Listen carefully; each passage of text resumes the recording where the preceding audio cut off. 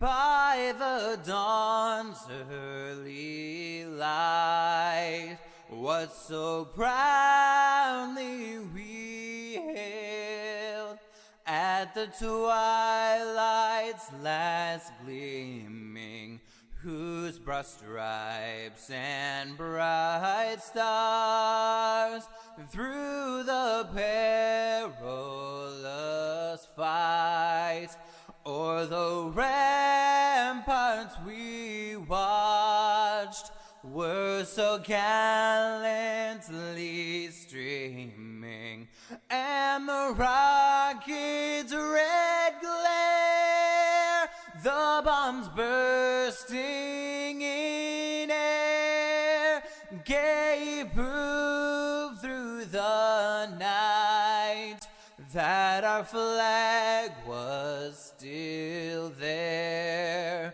Oh, say does that star-spangled banner yet wave o'er the land of the free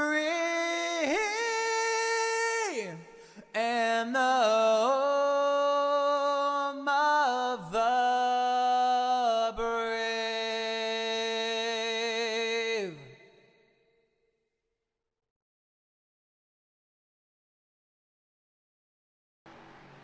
Good evening, race fans. Man, oh man, it feels good to say that. It's been a while since I've been on here broadcasting in the lead chair, running the program. So I want to start off by saying any hiccups tonight, I do apologize. We're going to do our best. And I'm very excited to say I'm joined by the other Mr. TSP, right? There was a few of us that started it, and then there was two of us that really grinded it. And I'm excited to say Mr. Samuel Baumgartner, you're live in the booth with me tonight again. How you doing, buddy? And good to see you. Doing good, man. You know, we got the week off once again. Gotta love Peterbilt, screwing our truck over. But, we're here. Figured to come give you a hand. Looks like we're here at Richmond with the front row guys. Once again, 200 laps tonight, Tanner. It's going to be a long one, but a lot of good drivers out here tonight. Going to be some great racing. I think it is going to be awesome. 200 laps, like you mentioned. Richmond, I'm a short track guy, right? So naturally, when Tom, he messaged me and said, hey, Tanner, would you be able or would you be open to broadcast this Friday night? And then he told me it was Richmond. I was like, of course. Of course I would. I would love to race in it, of course, but I wouldn't care to broadcast it just as well. He actually messaged me a little bit earlier in the week too, Tanner. And unfortunately, I told him, no, I'm not going to be home Friday. And yet here I am. It's just sucks how timing played out there. But, glad we're able to put on a show for him. So, Sam, you have actually broadcasted this series for, what, 2 full seasons, I believe, something like that? It was about a full season, roughly. It was a lot of races. I do know that. Know that. As folks qualifying is getting underway, I'm trying to get my camera pack situated here. A little rusty. You wouldn't think I would be as much as me and Sam both have done this, but I'm telling you, it's like riding a bike. It's a little rusty, but we will start figuring it out as we get through the night. Watching Dylan Banks here, he's been a strong contender this season that we've seen on Next Gen Broadcasting. So I expect the 48 to put down a pretty good lap time here. And Sam, also I want to note the ticker and then this sidebar, what you're saying. You see it says blazing pedals. Tried to fix it. It was a last minute deal. I could not get it fixed, but like I said, we're just going to roll with it. That's Dylan Banks' first lap around, 22:05. As you said, Dylan Banks, heavy contender here in front row, but also on Sunday nights as well. Probably one of the only drivers out of a lot of people that we know that says they like this car. And I'll never understand it, but hey, he likes this car and he definitely shows it when he comes out here to race, man. Currently top of the board here with pole position. Absolutely. So he's going to bring it down after his 2 laps, provisional pole, like we've always called it, like it's called. Tom Friggis just wrapped up his qualifying effort in the number 32, as he's going to be second on the board, as I'm trying to catch somebody rolling out here, as I believe we have him now, the 71 of Adam Thompson. Sam, correct me if I'm wrong, when we were broadcasting, this was one of the top dogs of the series. Yeah, Adam's always been really, really good in this series. He comes out and I don't know what he does with his setups, where he gets them, whatever, but he's always at the front of the field. We're going to see what he can do here in qualifying. Always good at the shorter tracks and call them the cookie cutters, right? But every time we go to one of those tracks, you see Adam Thompson's name up near the front of the field. Also was a contender last year for the championship, if I'm not mistaken. He was indeed, and as I'm trying to pull up their current stats right now, coming into tonight, Tyler Honeycutt in the number 20. He's currently set ninth on speed. He is the points leader right now, but Dylan Banks only has 8 races, and he is 5th in the points. He has won 4 out of 8 races. That's pretty freaking impressive. Yeah, to coming into a series late, I mean, you're learning everybody around you. And then, you come in and win a few races. So, shout out to him for doing such a good job. But you can't count out that number 20 machine, man. I've raced against him. We know he can be fast. Always got to keep your eye on Tyler Honeycutt. Honeycutt is the points leader by reason, right? He has had 2 race wins, 8 top 5s, and 15 top 10s. So that tells me he's been consistent, right? 17 races out of 17 races, he's finished in the top 10 15 times. So the 20 is for sure always usually just about there at the end. That's exactly what you need when we're points racing.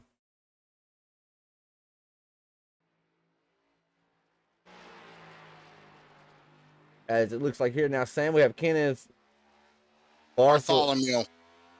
Yep. You got it? Yep. Kenneth Bartholomew seems to be making a name for himself out there on Facebook. I'll just throw that out there. Not talking smack. I'm just saying I've been seeing his name a lot in the iRacing community. But he's out there in that number 73 machine, currently 13th on the board with a 23.84.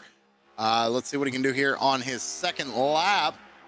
See if he can improve on that. I don't know. I've been noticing, Tanner, it looks like the second lap has been the best one. You kind of want to run that top line with these cars, get that thing wound up, and then bring it across here for the second lap and get your fast time.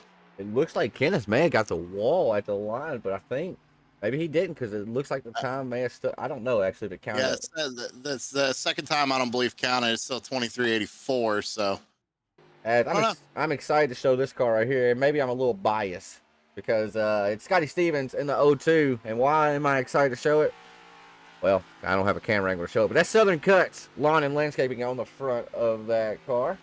A new little adventure I'm going into, and oh my goodness, get the camera off of him. What's he doing? If only that was on the front straightaway and he mowed the grass, Right. Oh, I see what you did there. I like it. I like it. That's not going to be good, though, man. He just lit up them tires, so hopefully he cools them down here going down the front straightaway, but those tires are not going to like him right now. See what he does here on his second lap. As I know you've watched Sunday nights when me and Chris are in the booth. Chris has coined that, pitch the tires off. The tires are mad, and they don't get happy very quick. They do not. It at least takes a couple of laps here for drivers to cool them tires down. But hey, qualifying's over, so it looks like Dylan Banks is going to start on the pole. And how about Wildman Wellman on the outside row pole, or on the front row there? Wildman looking for a good night. He's high up in the points. We'll go over the points here in a little bit, but first, let's get that grid rocking and rolling here, Sam. You mentioned it, DGR, Dylan Banks, number 48, starting on the pole position with Kyle, the Wildman Wellman, or is it the Willman tonight, starting outside row number 1. That's always wild, man. For sure. And then we got inside row number 2 is going to be Ryan Rose representing Ghost Motorsports. And then the number 20, the points leader, Tyler Honeycutt, starting in 4th. 5th is Adam Thompson. 6th, it's the Junker, Hunter Lagoons. Sam, you want to take it? Larry Bell's going to be starting in 7th position. He's going to have Stephen Hayes to his outside in 8th. Tom Freitas is going to be starting in 9th with Mike Hayes to his outside in 10th. Carl Lindstrom going to be starting in the 11th position with Chummy Miller to his outside in 12th. As your producer was trying to get it to go down and it didn't. I had to click a few buttons. All right, 13th is... Oh, no, you keep going. You got it. I can't say 13th. All right, 13th is Kenneth Bartholomew. He's going to be starting the inside row there with Scotty Stevens to his outside in 14th. Chris Spencer going to be rolling off in P15 with Samuel Partyboy Lawson starting in 16th. Michael Reeves is going to be starting 17th with Ronald Judd to his outside in 18th. Matt Metler rolling off P19 with Roland Collett starting in 20th. And I do believe that is 20th and shotgun on the field. So Roland. That it is. Roland's going to look to improve. It's only up for the number 10 if he actually shows. I'm currently showing him on pit road, so we'll see if he grids up or not. Hey, you know, we've seen this in other leagues. A lot of guys, we know this. It's not where you start, it's where you finish, right? So a lot of the guys will like to start in the back, kind of feel everybody out, kind of methodically work their way up through the field. So I think that's what a couple of these drivers are doing here this evening. I agree 100%. It's a short track. Anything can and will happen.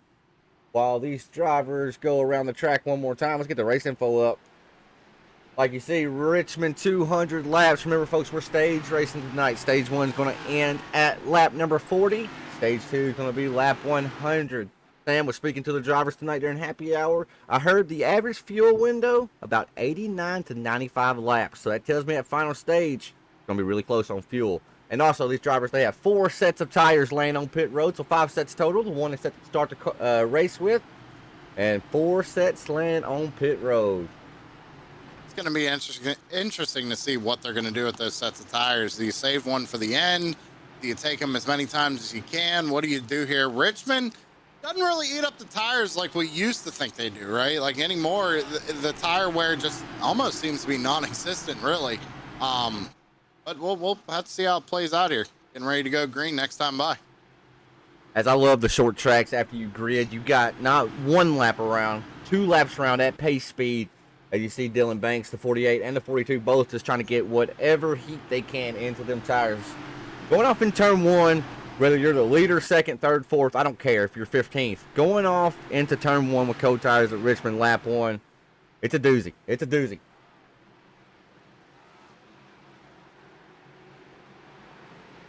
If I'm not mistaken, if I remember the series correctly, I believe the first start is on the green flag. I believe so. Wrong. I believe so. So not too much of an advantage here for Dylan Banks, but it looks like Wellman was kind of sleeping there on the initial start. He's going to almost lose 2 spots here, the lead and second place. You see Ryan Rose down there on the inside trying to make a move. As the 58 was aggressive last night in the trucks. It wasn't not broadcasted, but I was in watching it. It was he was very aggressive, but very fast. I look for the 58 to be the same here. Wellman trying to fight him off on that outside lane, trying to find us a camera that can be a little bit further out here, folks. Let me see a little bit more of the battle. You see Wellman won that battle there. They're going to remain in P2. Is able to keep that momentum off the high side there at turn number 2. That's going to work for a little bit, but I don't know for how long. We're going to have to see if they can lay some rubber down up in that second groove, see if they can't make it work later in the race. As I brought the camera back here to Kenny B in the 73, the 6 of Martin Miller, and that's Scotty Stevens in the 02 trying to make moves on him. That is the battle currently for 11th. The rest of the field looks to be somewhat single file until you get to the back. Actually, I like that. Oh, Kenny B in the 73. All right. It looked like he got way out of the groove, shot that car all the way up into the marbles. He's going to lose a few spots here as Party Boy goes to the inside here down the front straightaway. He's trying to fight hard, though, on that outside line. Again, if they can build some rubber up there, it could be viable later in the race, but I think right now, you just want to be down on that inside, right up against that yellow line. Just painting the yellow line around Richmond International Raceway. As this you see it. That's exactly what Dylan Banks has been doing. He's starting to pull away from second place. Wildman Wellman. But Wellman is keeping with him. I give him credit. He's staying right there. But Dylan Banks is in that clean air. And even here at a short track, that's all that matters. Absolutely.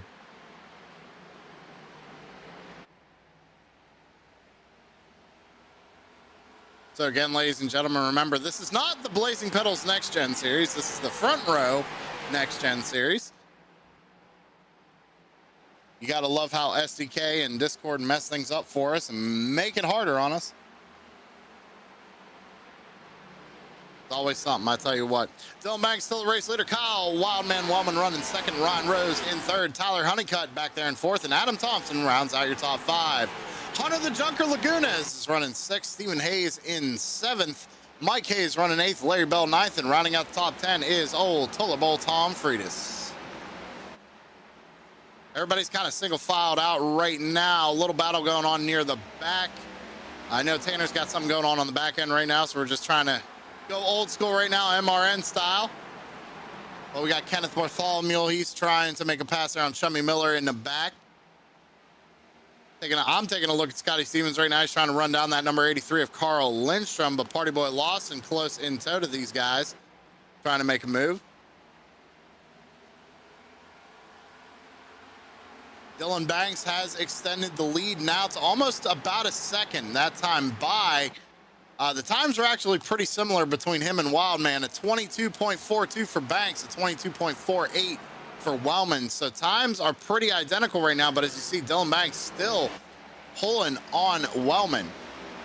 Wellman gains a little bit in turns 3 and 4, but he kind of loses it going down into 1 and 2. So Wellman's probably going to have to try running a different line to try and catch that number 48. 48 looks really fast tonight, but also keep in mind he's out in that clean air, ladies and gentlemen. He's got the advantage right now. Remember, stage 1 is going to end on lap number 40, so not a lot of time here for Wellman to catch him and win that stage. So this is almost like deja vu from last night. These two seem to be the class of the field over the course of a long run. Yeah, we're only 12 laps in. These cars, they are so similar to the trucks in a lot of ways. They're underpowered, right? Got a lot of grip until they don't. Very similar to the truck. So what we're seeing here is almost deja vu verbatim, what we saw last night. But now Wellman, he was a touch faster than Banks, I believe, on the long run. Which is actually hard. It's kind of hard to think that Wellman's actually fast on the long run. Right. I'm just going to throw it out there. I've raced against Wellman for years. He's always the short run guy, right? You always see him make moves on the short run, but then he kind of starts to fall back on the long run. Maybe he's starting to dial that in. Maybe he's starting to learn, like, hey, I got to save my equipment here. This is a long race. And it looks like he's got a good line here going through 1 and 2, but just can't get to the back bumper of that number 48. 48's dialed in right now. And if I know anything about Banks, he's just cruising. I don't think he's pushing right now. Matter of fact, let's jump on board with Dylan Banks here. There's really no reason to right now, right? I mean, at 200 lap races, we got our first caution. Might want to go check Matt Metler, the number 79. He's on pit road right now. Let's go back on the TSP records replay. Find out what happened. Matt Metler. So he's showing the number 34 on my screen, but he's number 79 on the ticker. Let's see what happens to him. That was an interesting spin. I'm looking at it right now. Kind of get your opinion once you see it. I don't know. I don't know if you want my opinion on this one. It almost looks like he pulls it off the wall and then just self spins. I mean, that almost quits. Exactly. It looks like. I wouldn't say. I mean, he towed immediately, but it's kind of a weird situation of how that happened. He was kind of running all by himself. Looks like he got tight. I'm riding on board the cockpit, and I think he hit the wall.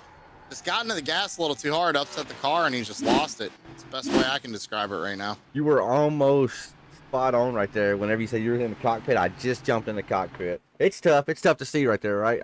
It's hard to tell. My opinion, I don't know, brother. He definitely got tight. He got tight and hit the wall, and then it got weird from there. Which can happen. These cars, man. These cars are weird. They're weird, right? I don't like them. Let's just be honest. I don't like them. But, you know, I was going to say that before we got that caution. I mean, with these cars, man, you either love them or you hate them. Yep. I mean, you ask any driver in this series, do you like the car? It's either going to be I hate them or I love them. It's simple as that. Right. Folks, So the real question. Go ahead. No, you're good. I was just going to say, the real question is now we've got a caution here. We're only 16 laps in. I don't know, man. You might as well just come in and top off on fuel. Maybe. I don't see why you wouldn't. I mean, why not? So I was sitting here a little confused, wondering why nobody pits. I was wondering if maybe pit road was closed that time, but it was open this time for certain. Well, with the fuel window, you could easily make it to the end of the stage, right? Right. So, but I don't know. Maybe kind of top it off. See, you know, see where your car's at. Maybe make a few adjustments if you need to. 16 laps. That's enough time to see if your car's a little too loose, a little too tight, you know. Absolutely. Maybe drop some air pressure, you know, drop a little bit out of the right rear, whatever you got to do to loosen that car up, tighten it up. But I'm seeing maybe one driver, Scotty Stevens, and he looks like he got the 33 of Michael Reeves coming down pit road. Only a few decided to come down and hit their pit box.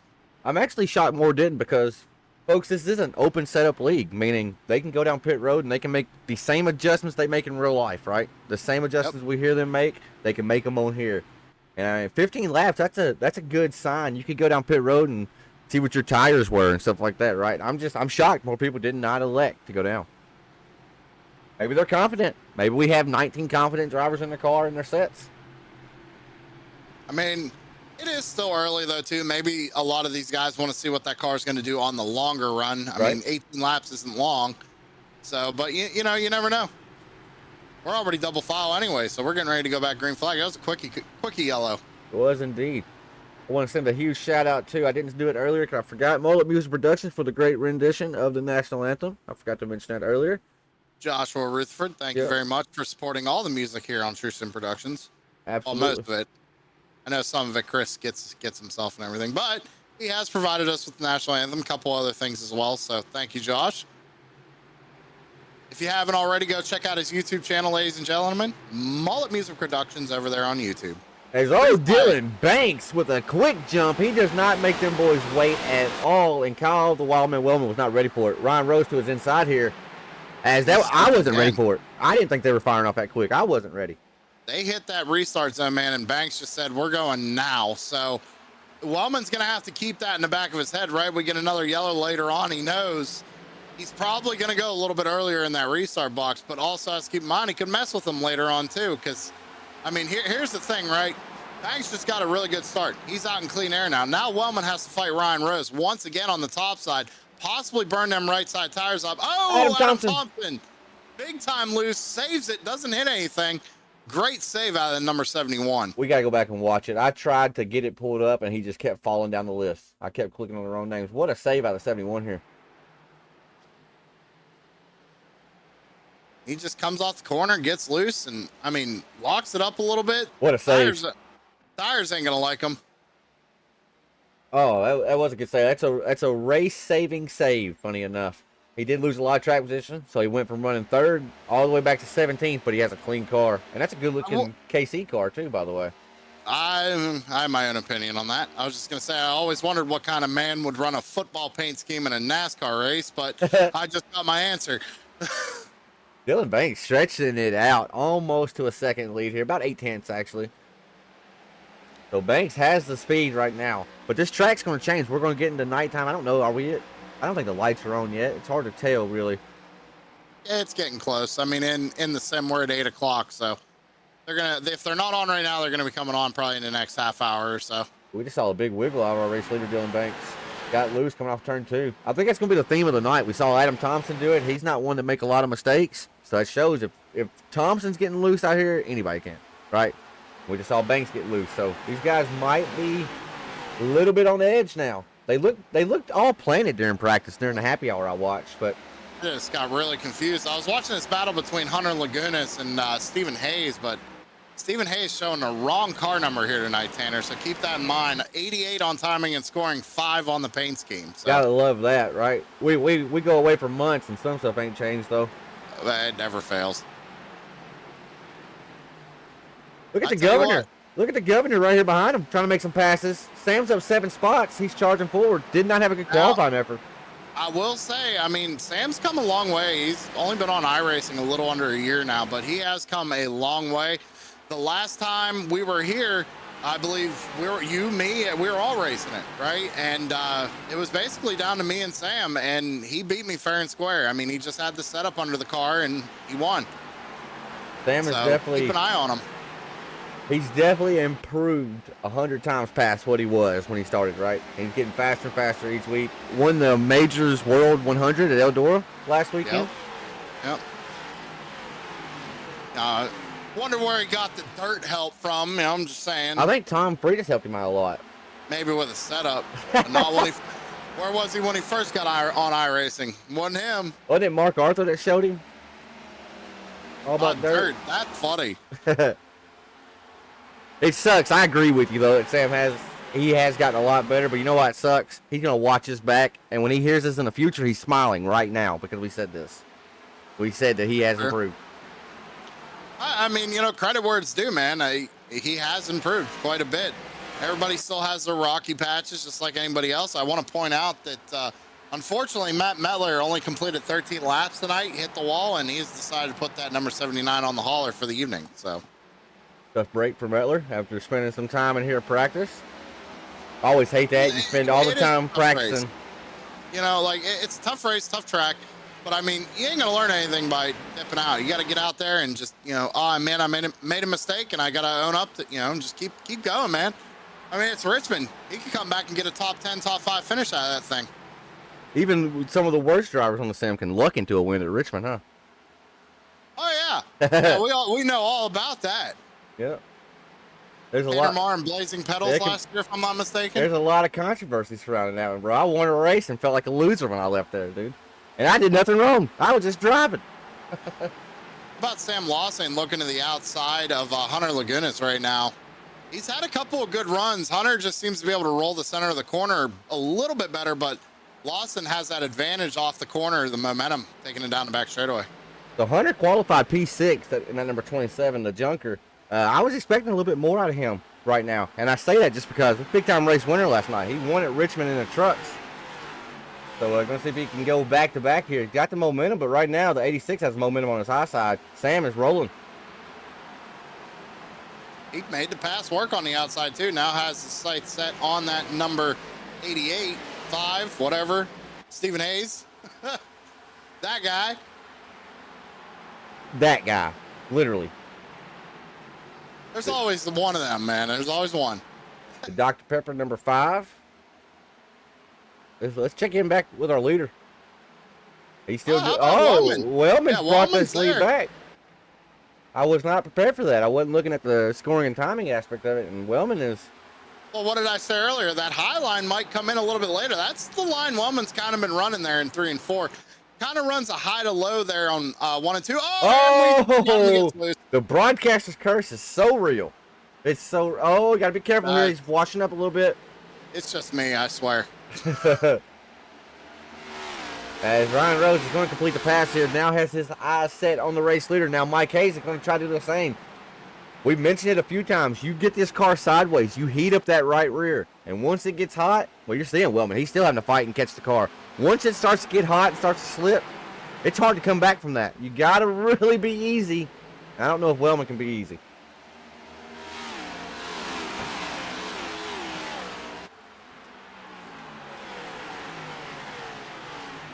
Wellman's starting to lose more spots. Oh, he's under pressure. Who is that? Tyler Honeycutt right behind him. Yeah. Oh, Wellman's in trouble. Wellman got in the wall. Honeycutt got in the wall. Yeah, he heated up them tires, man, and that's it. He's gonna have to back off of it a little bit just to cool them down. Only a couple laps here until the end of the first stage. Absolutely. That's what I was about to say. About 3 or so laps till we get to the end of the stage. If he can just survive, but I know he wants stage points for here. You just got to live to fight another day. Honeycutt using him up. Honeycutt's going to wash him up a little bit. And we know Wellman. I don't think he's going to like that too much. You don't use Wellman up. That's not a good practice. Yeah, it's definitely not a good idea. Yeah, because you use Wellman up, he's going to use you up twice as much. I mean, it's how he races. They're still using each other up, not giving no room. Honeycutt is just. What is son? Wellman can't lock it down. You said it. Wow. Gotta lock it up, but. Got Wellman coming over race comms right now. He was on race comms, still saving the car. Well, that's why he didn't save it. That's exactly why he didn't save it. Yeah. Let's go on board with him here. He's too worried about keying up.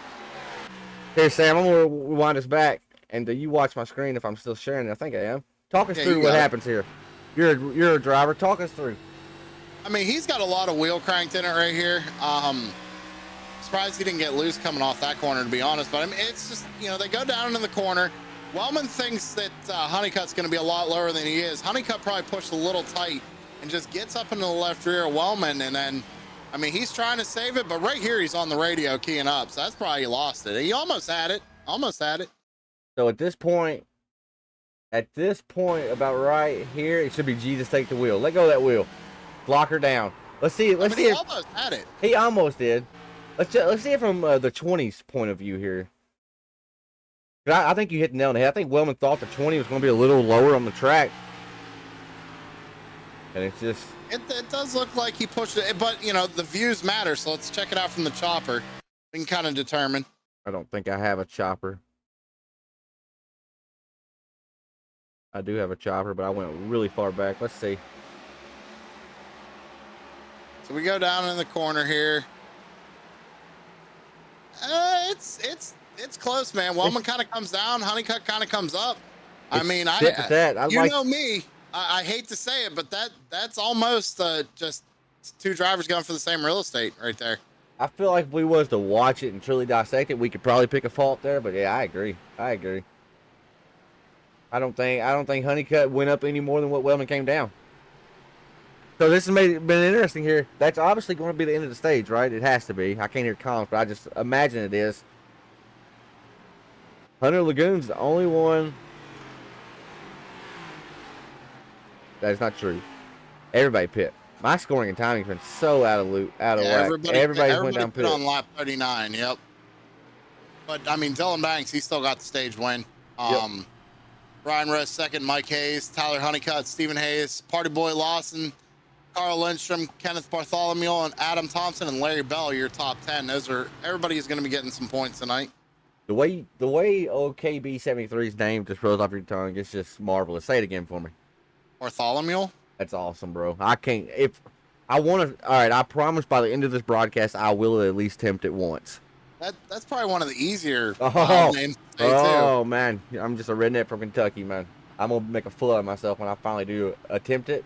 But I'm hoping you say it enough to where I finally just kind of learn it to memory.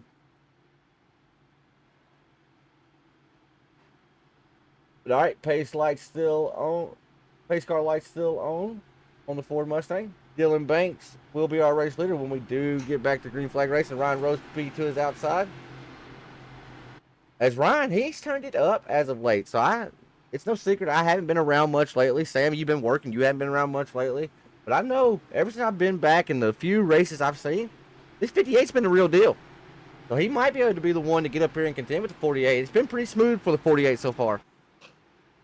We may maybe seeing something different happen here if the 58 can time the restart a little bit better than what we saw the Wildman a while ago.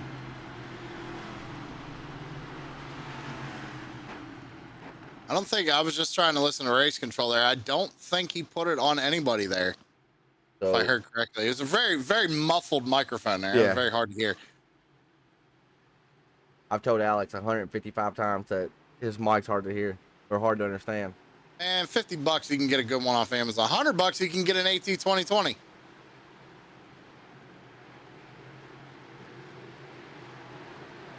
It's all right. Going back, green flag racing. 48 gets a good launch. 24 does as well. Actually gets up into the 58 a little bit there. No harm, no foul as they go off in turn one.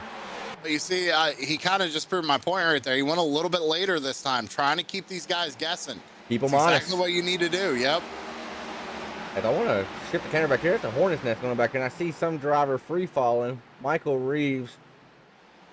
As he got the car safe. I don't know what happened, but there's a Hornet's Nest right here. Between Kyle the Wildman Wellman on back to about Tullybo Tom Freitas. As they look like they're getting it sorted out. Hunter Lagoon's trying to make the pass over Scotty Stevens. To answer your question, it looks like Reeves just decided, I don't want to be a part of this right now, and he pulled over and just kind of let everybody go by. That was a very smart decision, I think. Lindstrom in an 83. That's another driver you don't see a whole lot of mistakes out of. He had a little bobble there. As they're three wide. Is that going to work? Wildman on the bottom. Oh, they're wrecking in front. How in the what? What the hell just happened? Hold on. What just happened? 24. You got to go watch him and go back. How in the world did nobody hit him? Okay, yeah, that. And my next question: how the hell did we not have a caution here? Nobody hit him. No caution. He never fully spun. He saves it. Sideways. Yeah. But look at that. Look at that. I mean, great driving, great reaction out of everybody right there. Holy hell. Except for Scotty Stevens. Rumor has it he's still wide open. Oh, I almost guarantee it. He said, I'm through it, Harry. Yep. Oh, Wildman in the wall. Wildman. I saw it. I looked at it at the last second. Let's see what happened to the Wildman on the wreckage replay. Well, he came over radio and said, wow, so. Uh-oh. Carl Lindstrom in front of him. What in the world? He has the right to say wow on that one. What are we doing? Who is that in the 5? That is Stephen Hayes. So the problem is, I'll call it out, right? You know me. Okay, so Stephen Rex right here. Yeah, okay. But his thing is that he's like, I was down there. Well, I mean, you going that much slower, you know, you got to have a little bit more situational awareness than that. I think you got to cut your losses, right? It's not their fault you got loose and you're this far off pace. Cut your losses. And he says he was down there, but he He could be lower there. I mean, he could be, right? He's going that much slower. Yeah, but that's just situational awareness. You look in your mirrors, you see two guys coming running side by side. Probably best not to Give him the corner. Into the corner. Yeah, Give probably, him the corner. especially when you're running about 20 miles an hour slower. That was. I'm not going to use the word egregious. It's not egregious. He got loose. He tried to gather it. He saved it. Good job saving it. Right, credit where credit's due. But that's just a thing of situational awareness right there. So I can see why Wellman's a little frustrated. He's just trying to race Lindstrom because Lindstrom probably doesn't even know he's down there. I guarantee it because it looked like they were going to pass him so quick, and then he kind of just lingered there and stayed there. It was very awkward looking. I hate it for Steven. I hate it for Wellman. Wow, race control put that on Wellman. Huh? Race control put that on Wellman. You're lying. I would not make this up. Good grief. Okay.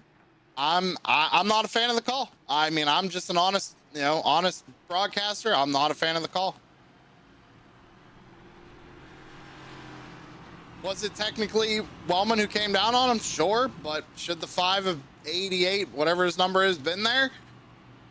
You could argue either point, right? So I personally don't agree with it, but that's, race control made the call. It's his call. We're gonna roll with it. Gotta eat it. I can just say I personally did not see it that way. But what's that matter, right? I'm just broadcasting. But I'm shocked by that. I thought you were trolling me there for a minute, but I got to think about you ain't going to troll me like that.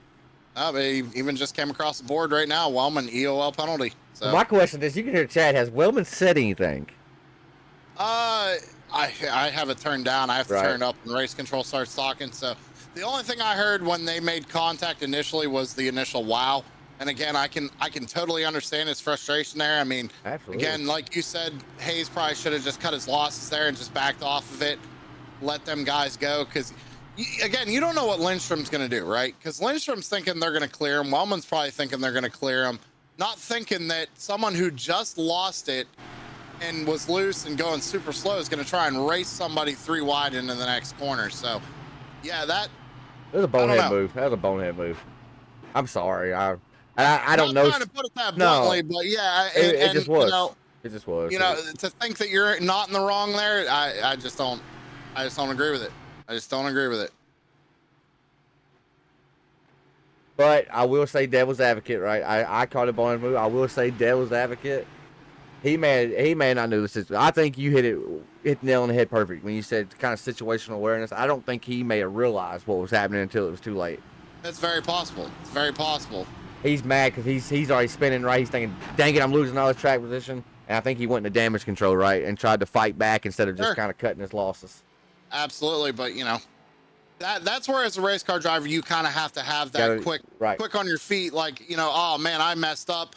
I got to back it off. I'll get these positions. You got a caution coming here at lap 100, right? Like, there's plenty of time to come back from a mistake like that. And we've already seen it happen. Adam Thompson a while ago, right? He went from 3rd all the way back to 17th, I believe I said. He's back up to 5th. Back up to 5th.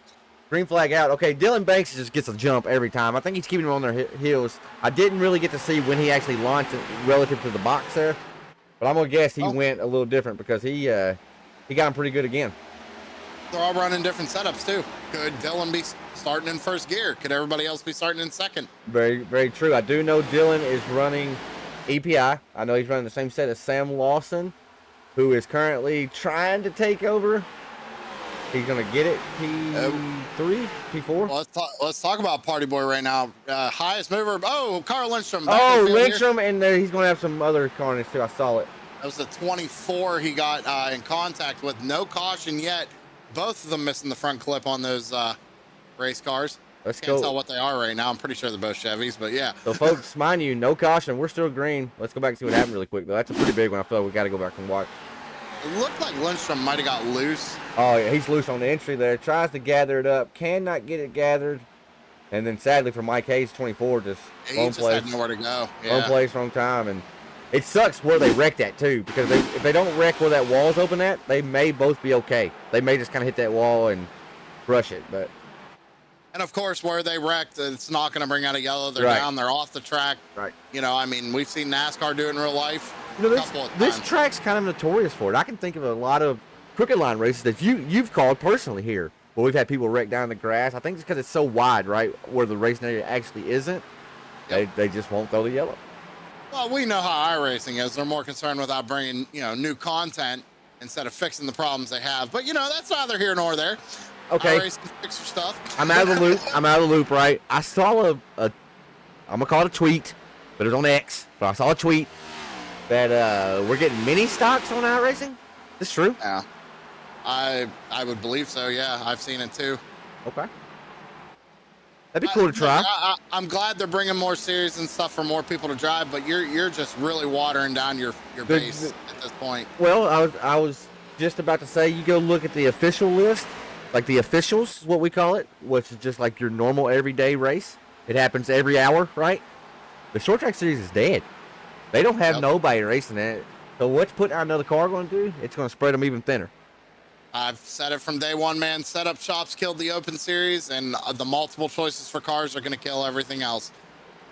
I myself have been paying for iRacing for the past 3 years now, and only for league racing. I'm basically the same way. Same way. Where you have the most fun. I mean, let's be real. It's where you have the most fun. You get to know the people you're racing around. You can create, not create, but rivals are created. It's just a better experience in my opinion. But back to the race. Dylan Banks, still winning. KB73 and Tulip Tom Freitas, they were going to war. A little bit of door banging action. Naturally, I clicked on it a little too late. When I finally realized what was happening, I clicked on it and they were single filed out. But they were doing a little door banging. Oh, Scotty Stevens. A big moment out of the 02. He was down way low, going to allow Larry Bell to jump to his outside in the 43. I think we're just saying that turn 2, it don't matter what car you're in here. Turn 2 is just treacherous at this track. I tell you what, man, I got to give Larry Bell credit for the luck he's had in multiple different series to keep coming back and just giving it his all. Big shout out to that 43, man. You hardly hear a peep out of him, and he just comes in, races, and has fun. And he's actually he still has a Larry Bell luck, right? But he has been, when he does finish, he's finishing pretty good in Blazing Pedals. This is his best season to date by far. Everybody, blind squirrel finds a nut every once in a while, right? So Ryan Rose up to second, trying to run down that number 48. Tyler Honeycutt runs in third. Old Party Boy Lawson sits in fourth. He's up 12 positions, most positions gained on the night thus far. We got Adam Thompson. He's currently slotted in 5th. He started 5th.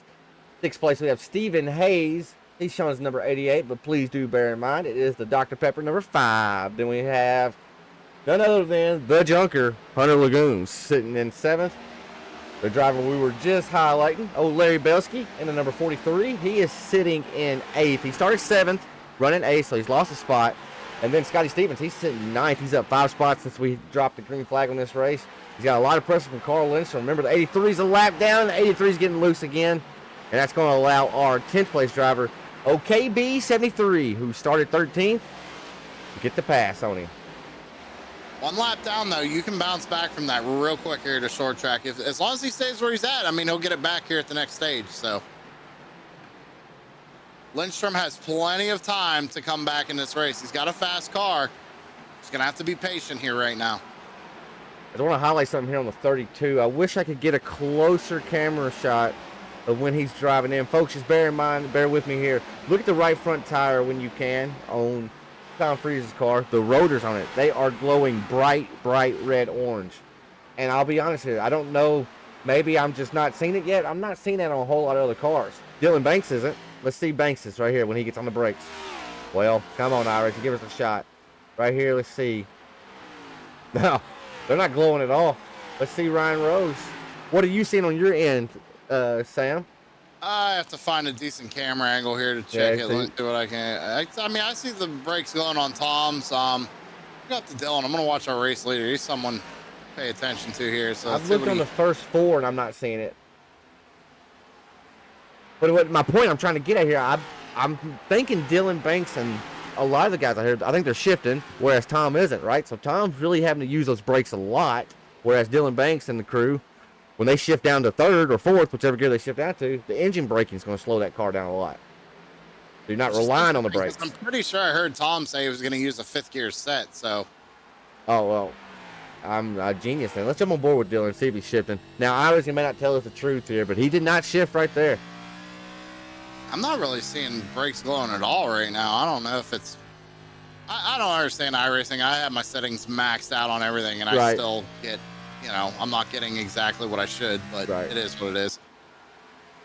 That's Banks. Let's see if we can get a rear shot here. Not that one. Well, that's not very good either. But you see, nobody even in the picture has a second lead, almost 1 point, almost a second and a half. Sorry, I don't know why it took me so long to get there. His fronts are glowed a little bit, not nearly as much as Tom's, but they're definitely glowing. Tom is hard on the brakes for sure.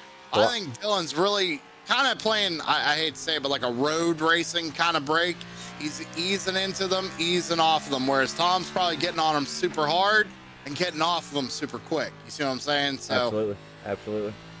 As we're riding on board here with Ryan J. Rose in the 58, we see he's shifting. Watch the dash. He goes up to 5th gear right there, folks. Back down to 4th. So Sam, he was only in 5th gear for, like, you blink, you miss it almost type of deal. That would be, I would hate that as a driver. You got to remember, though, these guys who are running that 5th gear set, when they shift down like that, it is helping them slow down. It's going to slow down the car so much with the engine braking.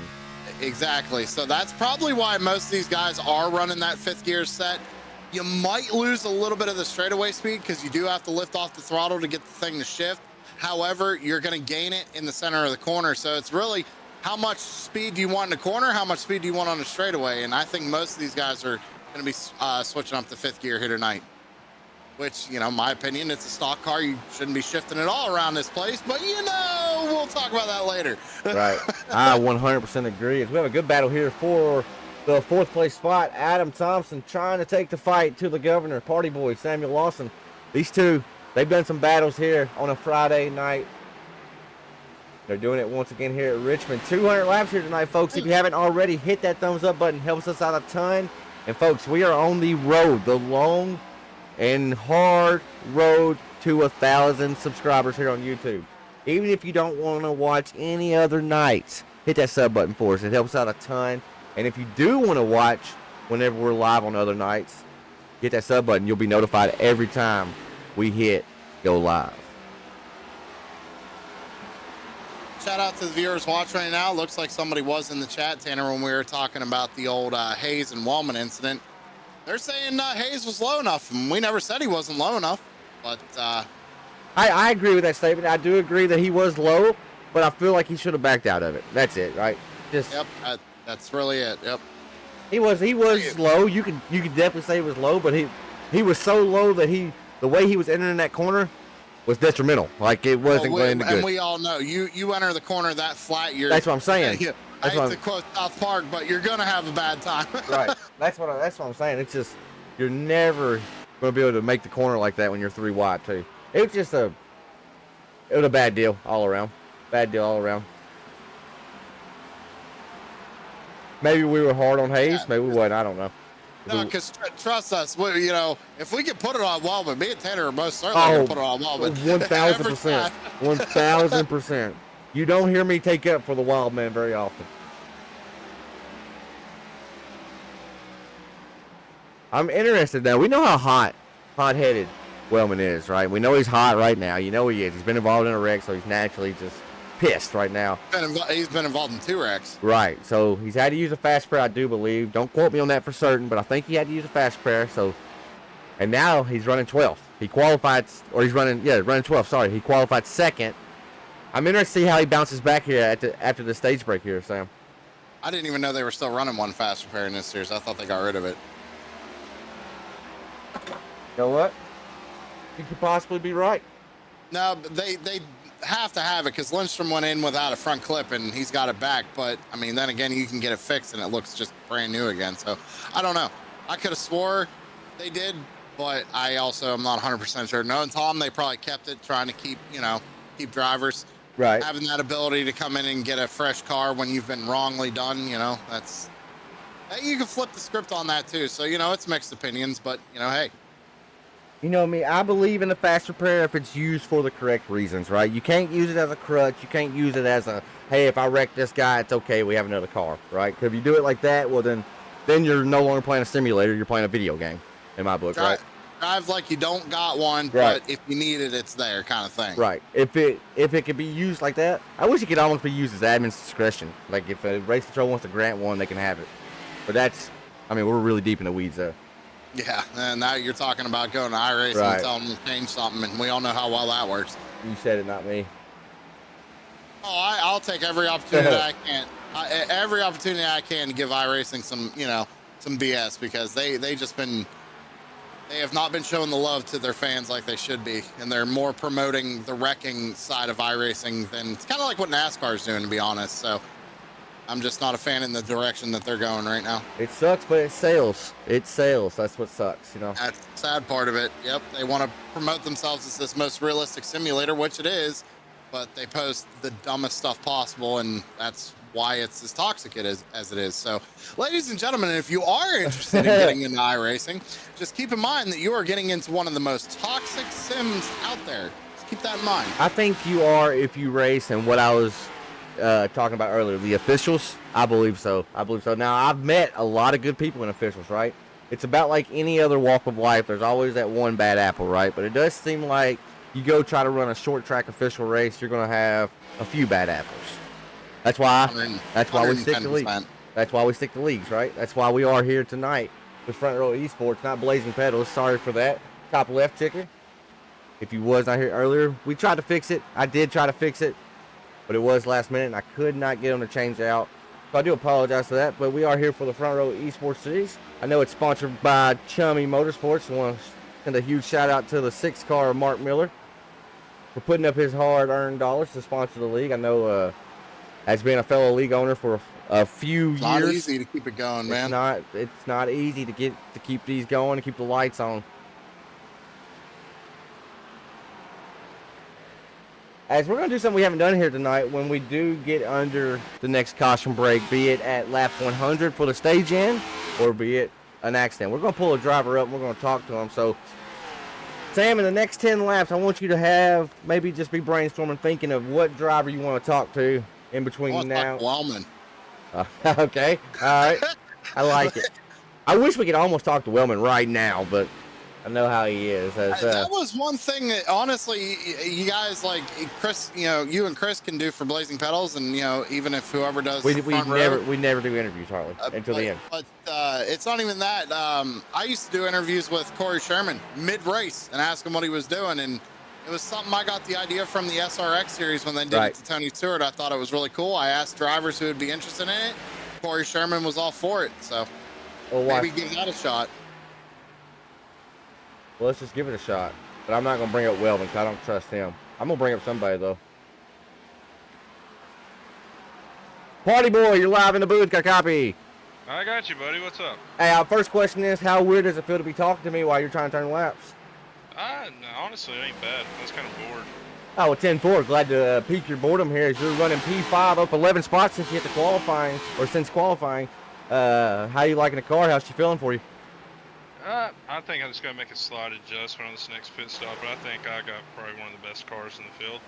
Let me turn you up one time because you might be quiet here. We're so good at our job, both Sams. I do try. But Sam, so you said you need to make maybe one little small adjustment and the car's going to be top notch? I believe so. At least I'm hoping, at least. Well, Sammy B, what do you got for him? You got any questions for him? I mean, you're up 11 spots. I mean, how's the car feel overall? It feels pretty good. I mean, right now we're struggling with like no drive off of turn 4. I don't know what to do about that, but I think if I loosen the car up on the entry, I think I'll be okay. Right, so I hate to hold you, but I'm going to ask you another question. How does it feel? You're running 5th here, and you're seeing Dylan Banks is kind of basically be the class of the field here, kind of check out on whoever's in second. It does not matter. What do you got to do to beat him? Yeah, I don't think I can, but second should be a pretty good race for it. No, we're not no quitter. I ain't quitting. All right, buddy. Well, we'll let you get back down there. Hit your marks, get up there, get on the wheel, driver. Good luck. Yep.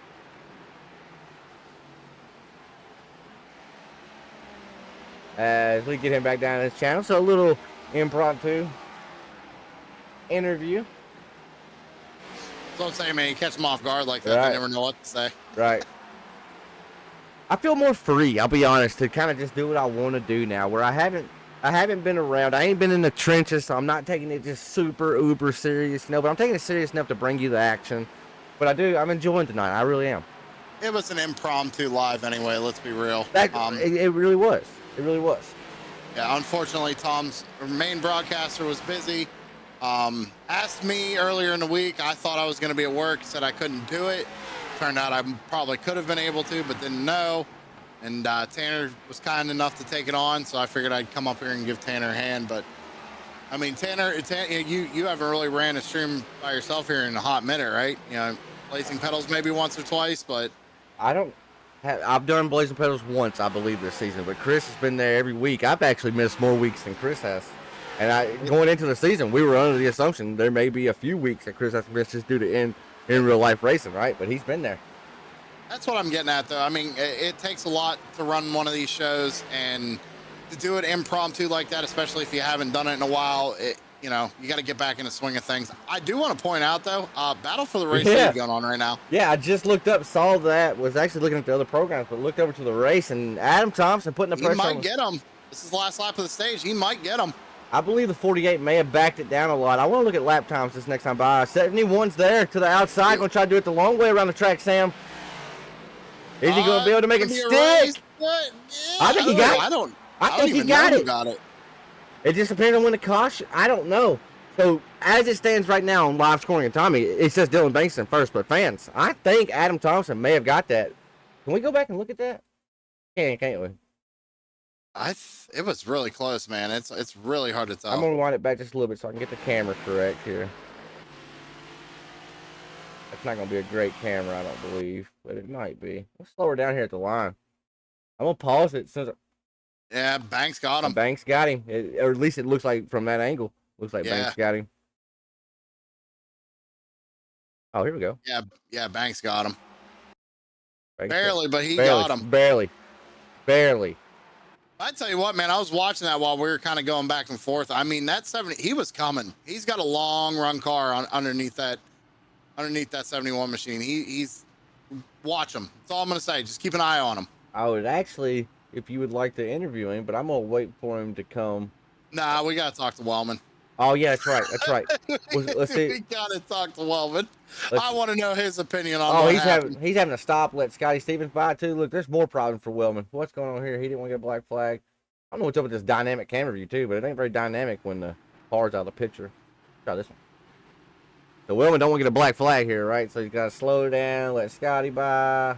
Which is interesting because normally, I mean, you're supposed to catch the pace car, and then if that happens, just talk to race control. But well, to be fair here, I don't know what Scotty was doing. What was he lagging for? Lagging back. Good question, man. All right, let's see. Wellman, right side's up. I didn't really pay a lot of attention to everybody else, but it looks like about a 14, 15-second stop. And as we know from Sundays, that is a 4-tire stop usually. A 4-tire call for everybody. Remember, guys, they had 4 sets laying in the pits, so had 5 total sets of tires. Most of everybody's used to. Him, I got him queued up. So yep, bring him up. He's all you, brother. Kyle Wildman Wellman, Sam and Tanner and Booth got us. That's me. So, we brought you up for a specific reason here, buddy. You kind of were involved in 2 accidents, but there's the one. Want to get your opinion on that one? The last one where a car self-spun to the apron and just clobbered me, and somehow I got the penalty. Yeah, that would be the one. Yeah. That would be the one. Yeah. So, what exactly did you see, and what exactly? We actually kind of dissected it pretty hard up here in the booth, but kind of want to know what you saw from the car. And what was going on down there and what was said back and forth. Respectfully, of course. Oh, what I saw was, I believe it was the 5 getting loose out of 4 all the way to the grass. And I had a big run on the car in front of me, so I took him to the inside. And next thing I know, I'm getting sent to the wall. All right, well, that's short and sweet and to the point. So do you think that EOL was justified? No. All right, well, you know what? We'll just let it be at that. How's the damage on the car? We've got the incident pulled up right now. We're showing it again here, real time. Well, I'm sorry. Man, I'm actually more flabbergasted now seeing the second time it got put on you. I can't believe that. Yeah, I'm not sure about it, but I got about 4 minutes of damage from that, so still trying to fix all that. What's the fast repair situation? No fast repair? We have one fast repair, but it's too early to use that with the way these guys race. I mean, they're throwing it in there 140% into turn 1 every lap. So Why don't you give us numbers so we know who to watch? I don't know the exact numbers. Well, I guess 24, Okay. and All right. he's the one that really decided to just throw it in there on me towards the beginning of the race. 10-4, 10-4. So, Well, isn't the 5? Isn't that the 24's brother? yep, something like that. I'm Must just run in the family. I'm just a broadcaster up here. That's all I am, brother. I just asking questions. Well, Yeah. Wellman, give I him know. hell tonight, brother. Give him hell, buddy. Good luck. Yep, thank you. Wasn't as hot as I thought he was going to be honest. I'm actually, I had to kind of poke and prod there at the end. I mean, goodness gracious, I had to tee it up for him, and he still barely gave me anything. You know, it's just like a NASCAR interview, right? Like they come out, they seem like that they're not mad, and the interviewer's just like, yeah, but he did kind of just turn you there, Right, didn't he? right. You know, like they always poke and prod. Getting ready to go back green flag for stage number 3. I'm watching the Dylan Banks. 24. Remember, he said watch 24. Driving it in there hard. Dylan Banks, though, gets the race lead once again, like he's had all night long. Battles on, though, for P2 on back. P3 on back. Remember, Thompson doesn't fire off like he wants to. However, he's got that long run car. He caught Dylan Banks from pretty far back. So I think Adam Thompson's going to be I'm just going to call it. That's my pick. That's your Okay. pick right there? Yeah, it's got to be. I got just see him drive up through the field basically, and to catch him right before the end of stage number 2. Yeah, gotta go with that 71. Even though I don't like the football scheme on a NASCAR, I think it's redundant. But I do. I can't lie. I don't share. I think it's okay. It's goofy, right? It is goofy, but I do like the paint scheme. I don't know where the black and gray came from for KC, so that's why I like it. Like it's just something different and unique. My opinion, if you ever seen them Ghost energy drinks? Yep. Yeah, if you made a Ghost energy drink in that style of paint scheme, that would look sweet. It kind of has the old Junior Ghost feel to it. Not exactly, right? But it has that kind of feel to it. Yeah. So I painted Scotty Stevens' car, and before it was green, it was yellow for EPI, right? And it had like the Ghost feel to it. I'm actually pretty proud about that car with the American flag on the side of it. A little self-plug here. But it has like a little Ghost effect. Anybody who wants paint scheme, contact Tanner No, Moore. not no more. At one point, maybe. I was hoping you fired off Sherwood Shores. Ain't that what it was called? I was hoping you fired off Rick Thompson's number there. And he's got single filed up mine. Oh, his number? Yeah, I can't. I don't remember. I don't remember what it is either. But yeah, they single filed out pretty quick. We've been sitting here kind of joshing back and forth. Fuel's close to the stage. Damn, they can only go 95 laps basically max. I think we're going to see 1 or 2 more cautions. I think they're going to be okay. They pit on lap 102 with their pit lap. So yeah, they should be able to save. I mean, even if it goes green, I mean, you might have like a couple of people pulling the Dalton Kilrow strategy and just trying to save those 2 laps. I think everybody can make it basically though. I think it was them pitting on 102, some pit on 104 we saw. I think most of them will be good just naturally. I think they can just save a little bit. You got to figure too, a lot of these guys, if they are running a 5th gear setup instead of shifting all the time, just keep it in 5th gear. You're going to lower the RPMs. You're going to save fuel that way. You can dump the clutch a little bit earlier, lift a little bit earlier. There's multiple ways to save fuel at this racetrack, especially in this car. So you might see 1 or 2 guys try it, but it's all going to depend. I mean, I would probably start trying to save fuel with about 50 laps to go, because you still have time to not only save what 2 laps you need, but also get back up to the front. But what do I know? I'm just a broadcaster. All right, that's me now too. I'm sitting here, I'm keeping tabs on the 71. It's your pick, right? He definitely was, I was going to say looked like the strongest car, but I think he definitely was the strongest car at the end of stage number 2 there. What he needs to do right now is basically do exactly what he's doing. He's not letting Banks get too far out on him, right? He's staying within what I like to call striking distance, striking range. So he's only about 0.7 of a second off the rear bumper of that number 48. So he's got plenty of time too. And and if you keep tabs on it, it's hovering right there. It's not really changing. So the pace, he's basically matching Banks on pace right now. It was actually a little bit quicker last time by a 22.52 to a 22.50, and both of them are about a 10th faster than anybody else right now. And that shows. The eye test don't lie. The numbers back it up. First and second. Well, the other thing I want to point out is if you watch the 71 going into turn one, he's entering a little bit higher than Banks is. Banks is kind of getting that car down to the yellow line, rotating the center really good, where, again, the 71's kind of running what Sam Lawson was running earlier and Wellman was running. He entered a little bit higher, cut the corner off, and get a straighter exit. Banks is definitely running, just painting the yellow line. He's not really deferring for that, really. Once he gets down there, he stays down there. Whereas Thompson, you're right, Thompson is trying to diamond it off, but I think that's why we're seeing the speed on the long run for the 71. I think that's it. I call it a dirt line. I call it the mark lines because he showed it to me. He showed it to a lot of us, I know. Most people don't know that is a classic dirt racing line. You enter real high, you cut it off, straighten out the corner as much as you can, get the throttle down. I mean, you do it in dirt all the time. And yes, I'm going to keep bringing up dirt because everybody hates dirt. So y'all suck. So not being a dirt driver, but seeing some dirt races in my time here, ever since they've added dirt on iRacing, I was trying to say how many times I say dirt like you. I lost my train of thought trying to be a dummy. Dirt. Yeah. I can't remember. So if the people watching haven't figured it out, I love dirt racing. I would reckon they would do it just to try to not be sideways, right? I mean, you think of dirt racing, you think, oh man, they're always sideways, but that scrubs speed off, right? So they're trying to be as straight as they can on the exit. Well, they're trying to be as straight as possible pretty much through the whole corner, just like you would in any racing, right? Right. But like I've always said, if you go and run a few dirt races, you come over here back to the pavement side of things, to save a race car, it's going to help you tremendously. You're going to learn throttle control. You're going to learn how to keep a car straight while it's in a slide. I mean, there's a lot of benefits to running dirt racing that you can bring over to the asphalt side and help you out. 100%. 100%. It will help you out, like I said, not only with the throttle, but just overall car control. Just overall car control. Banks kind of switched up his line there in 3 and 4. Kind of ran a little bit higher than Thompson. Now he changed it back up. He's watching the broadcast. He's listening to us. I was waiting to come in here. He listens. He does. I know he has listened to us before when we're live.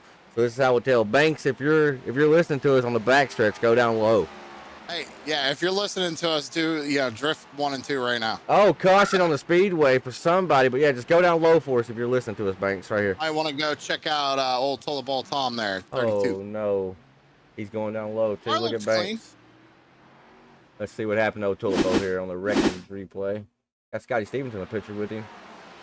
It looks like he might have just, he thought he was going to come up and hit Scotty and had so much wheel in it that the car just came out from under him. That's my guess. You are 100%, I believe, spot on. That's how I see it. Trying to keep it off Scotty. We got pit stops happening, so here you go. This is that caution they needed. They get fuel right now. They're making it to the end. Absolutely. Look who decided to stay out. The governor. Look who else decided to stay out. Scotty Stevens. These could be the drivers that I was talking about, though, Tanner. They could have been saving fuel that run, and now they have the track position. However, are these guys on pit road now, or are they going to take another set of tires? Remember, they had 5 total, the one they started with and 4 in the pits. Race leader did. Dylan Banks. The race leader did. Or who was the race leader. You got about 74, 75 laps to go right now. You could get another yellow. I mean, Sam and Scotty, they could be playing a dangerous game here, but it could play out for them later on if we get a yellow later in the race too. But they have the track position, and Lawson now has the advantage of clean air. I mean, we hear it every Sunday when NASCAR races, right? These cars are hard to pass in, hard to pass. Can't pass leader, dirty air, all that, right? It's here on iRacing. But I don't think they can hold him off that long. I mean, but I don't think he's going to fall back a ton of positions, so it's still going to be a net positive if he don't ever have to go down, just depending on what the tires fall off to. But it's going to be interesting now. Banks, he's been the race leader all night long, Sam, and that's all for naught now because he came out going to be 4th, I believe.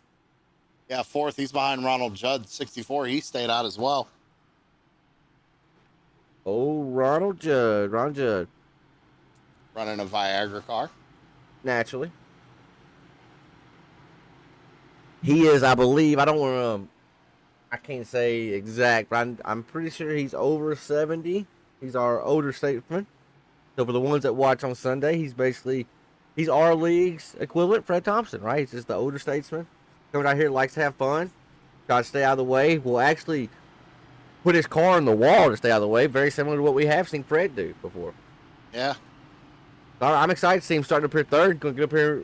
We don't get to see this side of Ron often, right? He's going to get up here and mix and mingle with some of the city's best.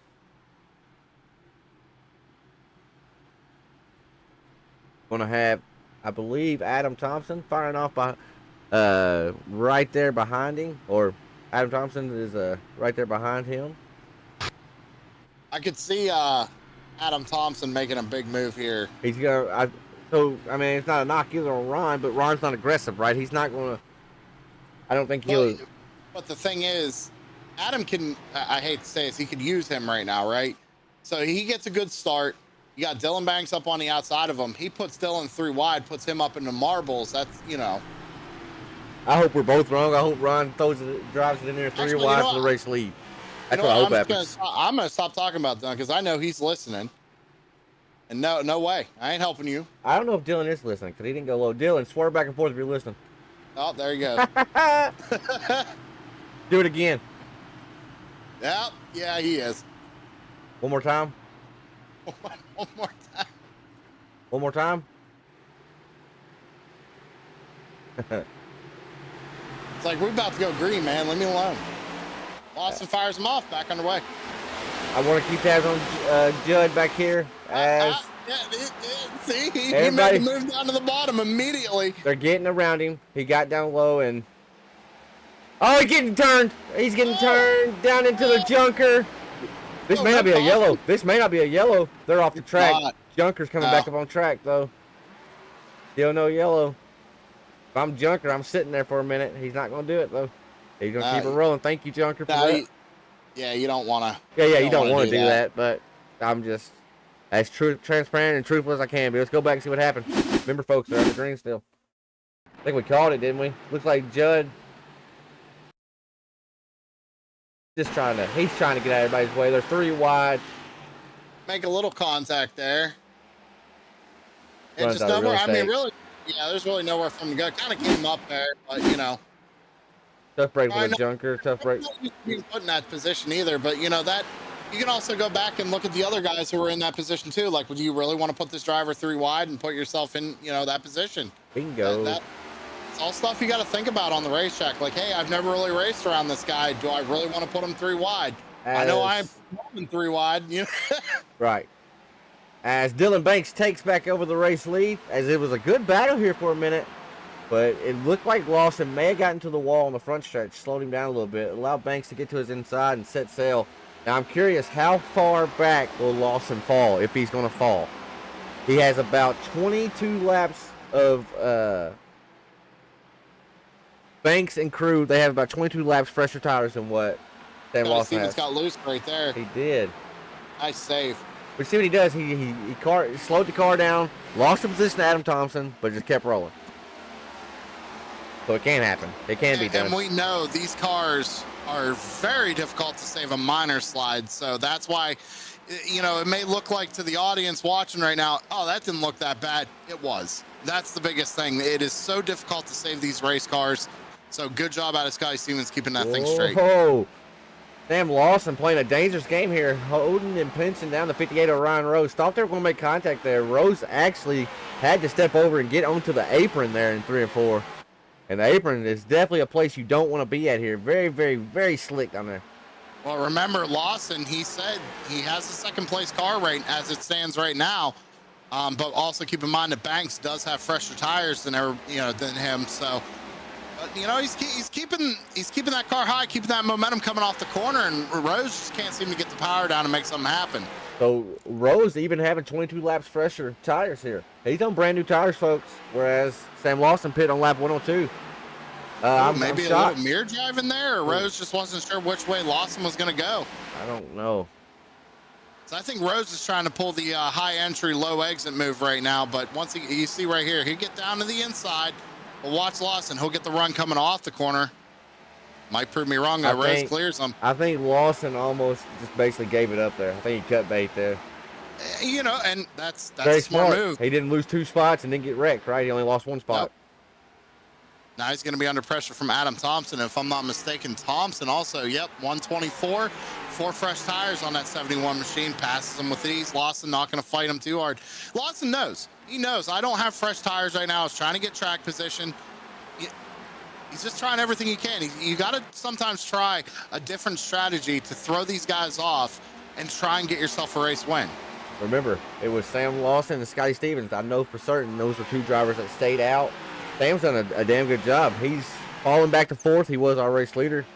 Scotty Stevens, he's fallen back to 10th. But, oh, man, there's a hornet's nest right here in front of him as well. So Scotty Stevens has fallen back a little bit further, but he's actually trying to make a pass on KB73 right here.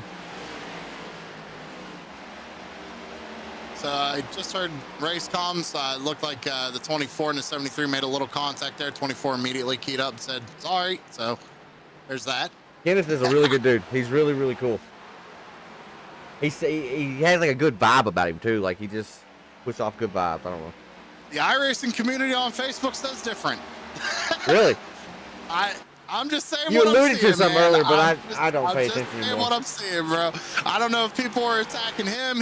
I don't know, but you know how those communities on Right. Facebook are. Like it's just basically you might as well give everybody a pair of boxing gloves. So Right. Well, yeah, on them groups like that, everybody's 6'4", 280. Right. all I'm gonna say is if anybody's watching, you go on the iRacing Facebook pages. If you see a name called Eric Duffy, you will laugh every time because he always tells everybody just to hold it. That's funny. It is the most ridiculous thing ever. It could be like, whose fault is this? Well, it's yours because you didn't hold it. So, Stephen Hayes battling back here. We saw him involved in the earlier incident with Wellman. And he pit on lap 124 like our race leader said, sorry, I'll get to my point eventually. And now he's trying to make the pass. He got fed up on the inside trying to do it, so now he's jumping to the outside of the 86. Going to see if the 20 can follow suit. Well, all I'm going to say is keep in mind that Lawson and Wellman are technically teammates right now. So Lawson not going to give it up just like he did to other drivers right now. That's all I'm going to say. Teammates are going to, race people they don't like harder. We see it all the time. Absolutely. Wellman had an issue with the 588, whatever his number is, earlier. Lawson's, he's going to put up a fight on him. You don't think the 86 is going to tell the 5 to hold it, though, do you? He might. Well, if Eric Duffy, like I said, watched that clip and he said, man, the 5 just should have held it. He didn't hold it. As Adam Thompson, he's kind of... He's got to figure it out. Because, both of these guys right now, 3 seconds behind our race leader. I think he is, though. I think this is about the portion of the run where he starts coming back on strong, right? We saw Rose get around him. But when I clicked back over on him, he was right there on the back bumper of Rose. So, and like you said earlier, it is hard to pass here. It is. It is very difficult to pass. So I think once he gets around Rose, he'll start catching the 48. But he's just having such a difficult time with that dirty air. He just can't do it. 3-second lead for our race leader. Remember, guys, he has only done 8 races. They've done, I believe, 19. And he's 5th in the points. He's only done 8 races. He's batting 500. He's won 4 of them. You don't give this man a 3-second lead, so they better get up on the wheel or something. He's just on rails. I don't know how you beat that. Let's jump on board with Ryan Rose here, just so they can see. Ryan knows he's in second. He knows he's got a hungry Adam Thompson behind him, and look at the leader way out. What do you do here, Sam? Goodness gracious. I was just watching the back of the field here, Tan. Number 24 got big time loose coming off of turn number 2, and he saved it. Great save, but he lost 2 spots in the process. Lost a spot there to Lawson and Larry Bell. Is it worth a rewind? It is not. Okay, all right. Wasn't prepared for that. I thought no way you could say no there, but I was trying to set you up. But yeah, you got it. All right. It was just a typical Good come off little corner, save. got loose. Yeah, and there was no contact made. He just kind of came off corner, got loose. Nice little save. Didn't hit the inside wall. Scotty Stevens coming off pit road? Question Yeah, mark? we're gonna pull him up too mid race. Now, he's somebody that might just get mad at us.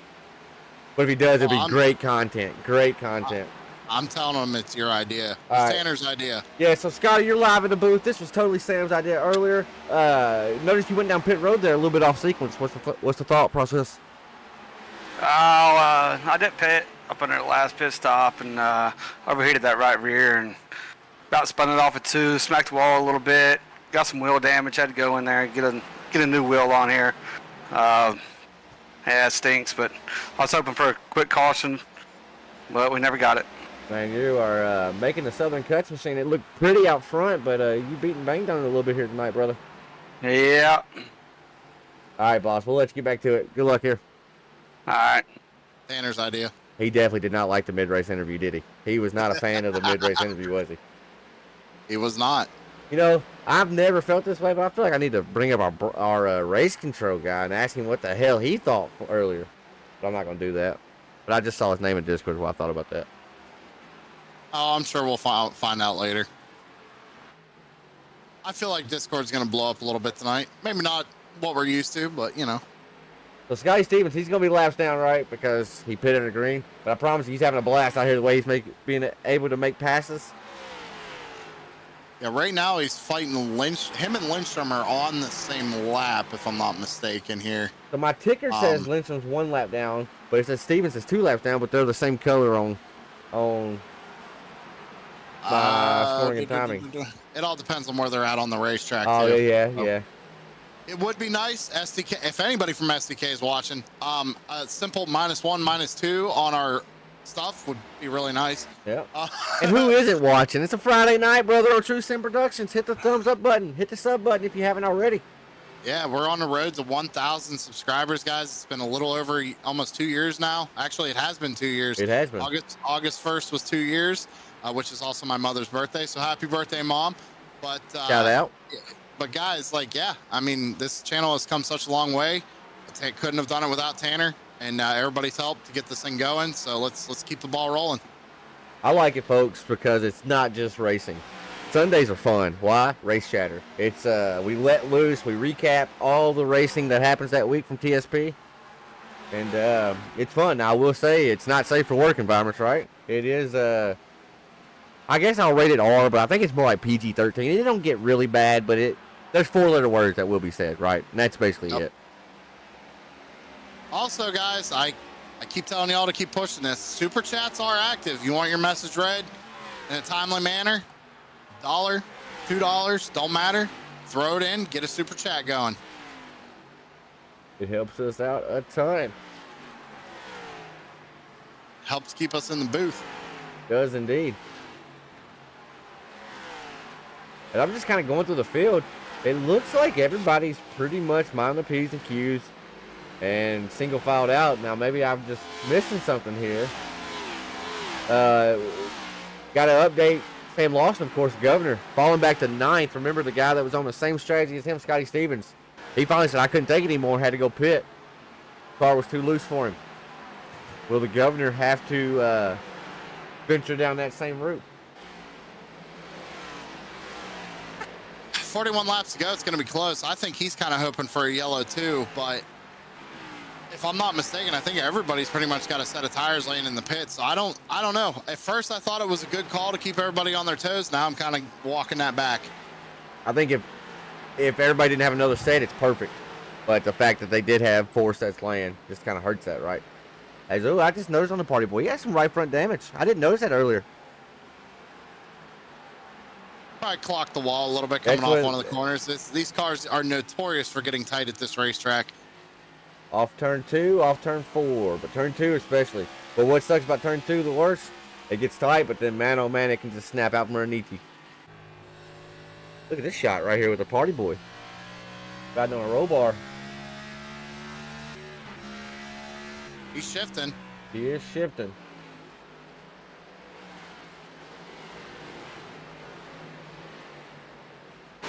How do you say that town name? Etowah? Etowah. What? Etowah, Tennessee.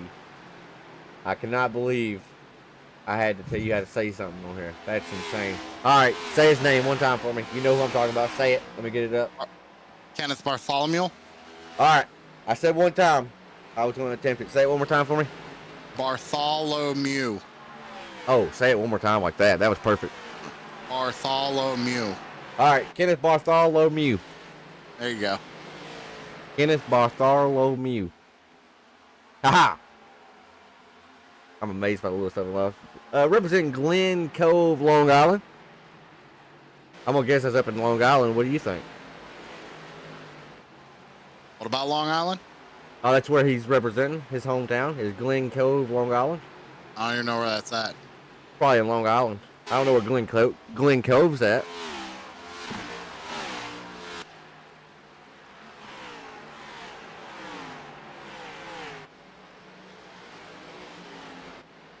As OKB73 in a battle here. Larry Bill taking it the long way around the track. Let's see if he can make the pass for P7 here. As 73 is going to get the position, maybe. No, sir. At outside lane, just battles back. We saw, I think Larry Bell may have got the outside wall a little bit there. Good battle going on there. Ryan Rose starting to close the gap just a little bit. It's down under 3 seconds, but not by much. Our They got race a lot of leader. traffic to deal with That's now. what I was. I didn't really realize it, but I do now. Our race leader may have to contend with a little bit of lap traffic. He's got by 2 of them, I believe. Let's look out front. There's one within striking distance. He's going to catch that car for sure. We'll see if that plays into the events. As it looks like Larry Bell, something happened to Larry Bell. He is gone. He was going crazy on STK and then just was gone. Maybe maybe some electrical issues in that car, as I always like to say. I believe so. Which we all know what it was. It was internet, but still, you know. No, his battery died, bro. Oh, that's what it was. Alternator quit running the PC. As look at this. This is a lap traffic sandwich for Ryan Rose and Adam Thompson. They're trying to slice and dice their way through here, Sam. I will say this though. This is what I like to see and not hear. Ryan Rose didn't key up, tell anybody where to go. Neither did Adam Thompson. They worked their way around them just like they're supposed to do. Exactly. They're racing. Just like the other 2 they just passed, guess what? They're racing. Yep. So shout out to those guys, man. They did it with ease. I All mean, 4 of them. no- Oh, but the ease is no more. I knew that was getting ugly, but what a save out of Ryan Rose, as I think Thompson allowed him to save it there. But he did. As soon as he did. tapped him, he backed off of We gotta him go real back quick. and see. So We gotta go back and see. No yellow And in here. definitely a little chatter going on. Thompson said, "I was definitely there." I thought he was, but I don't want to call it yet. Let's go back one more time. It was tight. Let's go back and just watch it one more time. Ryan thinks he just kind of ran into him. That's what's being said on the radio right now, and It's close. I mean, I kind of take the side of Ryan on that one. I mean, Adam could have went a little lower. Could have. I don't know. It's very tough. He made the move. He just got into him, but he did what he was supposed to do when he got him loose. He backed off it, let him catch it. They're both still rolling. he took care of him after he didn't take care. But he did take care of him right then. I don't know. That one's hard to tell too for me. That one's a hard one for me to call. That's why I don't like being race control. I don't like putting the fault on anybody really. Like especially if it's close. I did it for too long. Right. And for way too long, man.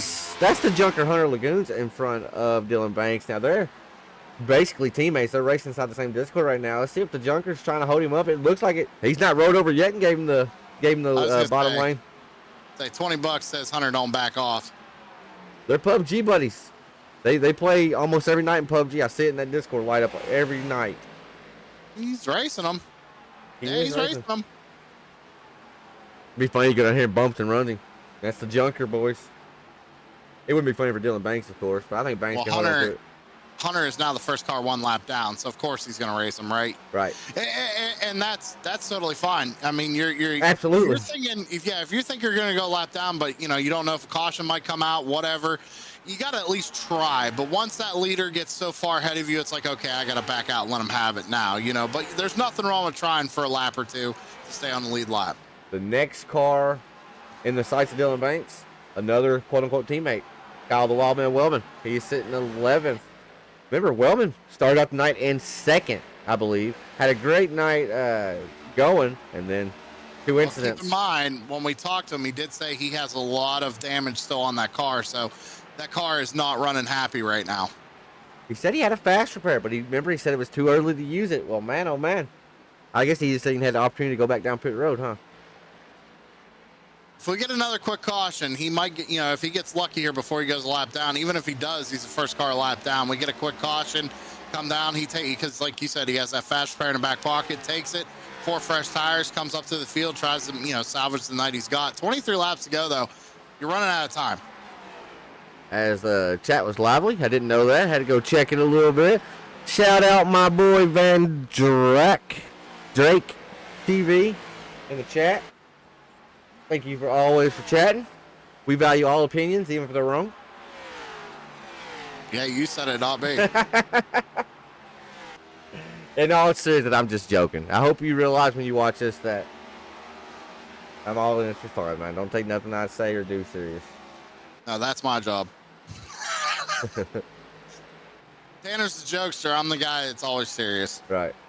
I mean, I do. We value every opinion, even if 100%. Even if you are totally incorrect. and we've had it many of times. Oh, absolutely. Many of times. As Thompson, Is he getting closer? he is. That gap is down under a second, actually. I told you, man, he's got that long run car. I don't know about this, bro. That feels almost fishy. I don't think Banks has lost 3 seconds, surely. Maybe Banks is just saving fuel now? No, But Banks is good on fuel. No, he's good on fuel, but he's also had to work through lap traffic. That's the thing. You see it all the time. I mean, that's going to slow you down. You're going to work your way through methodically. You don't want to wreck your race car. You know what I mean? Trying to get around lap traffic as he goes around Wellman there. I also believe, I think, because they're in the same Discord, I think he didn't want to put Wellman a lap down because now Hunter Lagoons is no longer the last car on the lead lap. Not to mention that last time by, Thompson was 2/10 quicker. Right. So I know Banks was trying to get around a lap car there, but Thompson is much faster than that 48 right now. The 48 has a handful. We just jumped on board the race leader, and he was doing everything but wrecking right there. As He's there. oh, 48's hurt. The 48's got big problems. He's probably chewed off that right rear tire, man. I'm telling you. Thompson goes to make the move to the inside. Banks to the outside. Have we seen a veteran, front row, watch a rookie go out, burn his stuff up, get a 3-second lead, all for naught? There's no way. I think that's exactly what we're seeing, to be honest.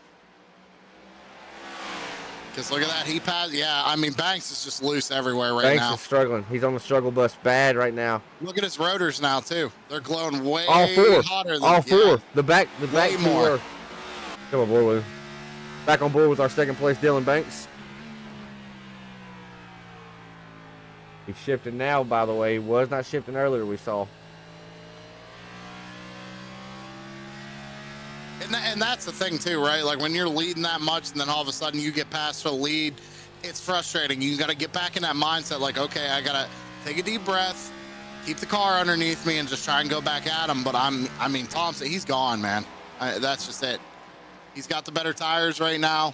It looks like he saved them. I mean, he's already gapped them by 0.7 of a second. So, I mean, I hate to even put it this way, but obviously I'm pretty blunt, right? I think you Thompson, blunt? Never. I think 071 just took these boys to school here in the art of sim racing. He's good, man. I mean, he is good. He laid back, and I mean, I've not seen a 3-second lead just be devoured like that in a long time. A long time. Like Banks is still struggling. And, I mean, it takes two to tango, right? And that's cliche, I know, in life. But it took Banks being wrecking loose, what we're saying, and it took Thompson being just wicked fast. It's an open setup league. You're seeing it, you see this on Sundays, right? We've seen. Oh, half of these guys bought their setups. They don't work on their own setups. Absolutely. But what I'm getting at here, they're not running the same sets, right? The 48 and the 71's not. And I think the 71 has a long run speed here. And it looks like the 48 had a good long run speed till it wasn't. I will say too that the 71 is pretty secretive of what he does to the race car. You ask him after the race, like, hey, what were you running? And he'll try not necessarily dodge the question, but I don't blame him. He doesn't give his secrets out. So I wouldn't either. I know at one point last season, it was Ryko he was working with, or maybe not even working with him. Maybe he was just like, when I say working with those sets.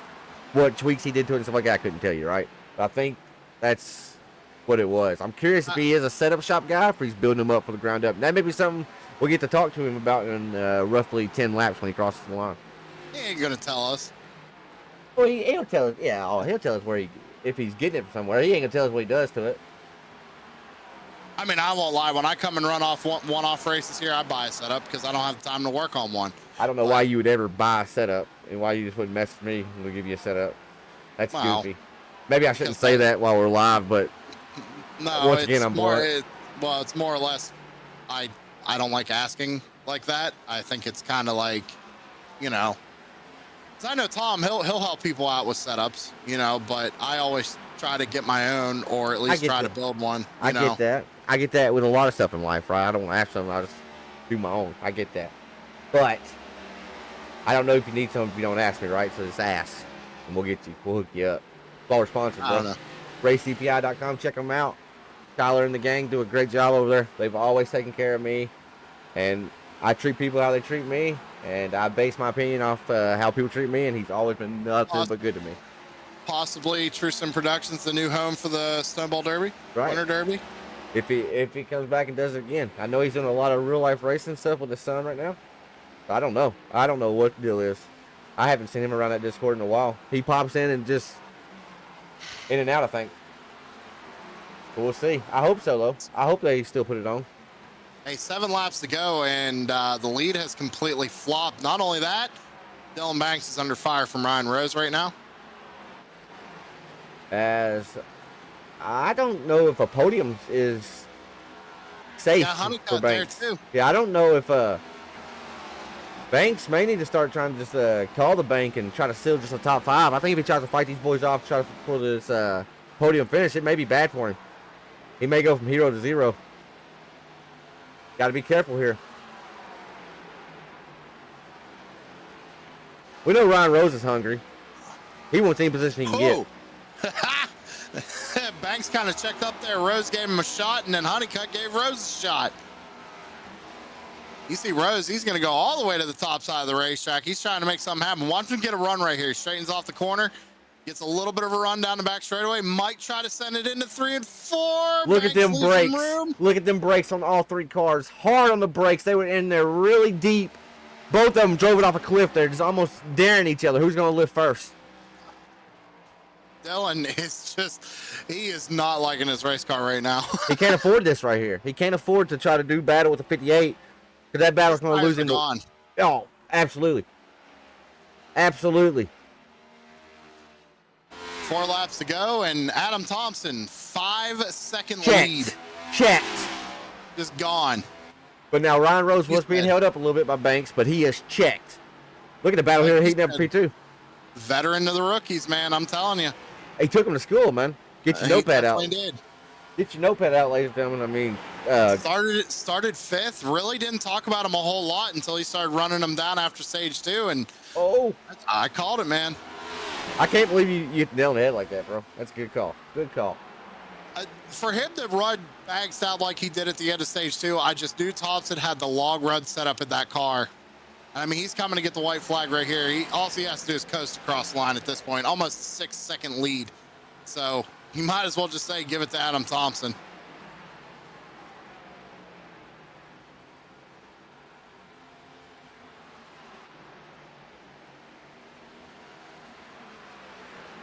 Down and back straight away for the final time. Honeycutt just got around Rose for 2nd. Yes, I apologize. Number 4. It's going to be Adam Thompson taking him the win. First time I've picked, well, no, it's the 2nd time. I've picked somebody and they didn't wreck out. So good job, Adam Thompson. So the curse was broken. As I believe, my mic has been unplugged for a little bit. So if they wouldn't hear me, I do apologize. You was hearing me though, right? I was hearing you, yeah. I was not having any type of, like the bar wasn't moving at all. So folks, if there were sound issues at all, in the last little bit. I do apologize for that. But Adam Thompson, the race winner, he put it to him. And I want to say it was strategy, but I don't know. I think it is strategy, right? Because he just laid back and saved the tires. Before we jump into these interviews, Tanner, I'm going to step away real quick. I'll be back in 1 minute. You're good, buddy. As Adam Thompson does exactly what the veteran does. Lays in the grass like a snake and strikes at the end. Tyler Honeycutt, P2. Ryan Rose brought the car home in third. As Thompson's going to burn it down and blink for a second. As I don't know why Honeycutt's burning it down too, but I guess we're all happy. As I believe those two are teammates, so that's a good little 1-2 for them. But anyways, Mike Hayes brought the car home in fifth after starting a little rough for the 24, so good bounce back for him. Kenneth KB73 brought the car home sixth. Stephen Hayes seventh. The governor finished in eighth. Tulabo Tom ninth. And Mike Reeves brought the car home in 10th. Alrighty, folks. When nature calls. All right, we're good.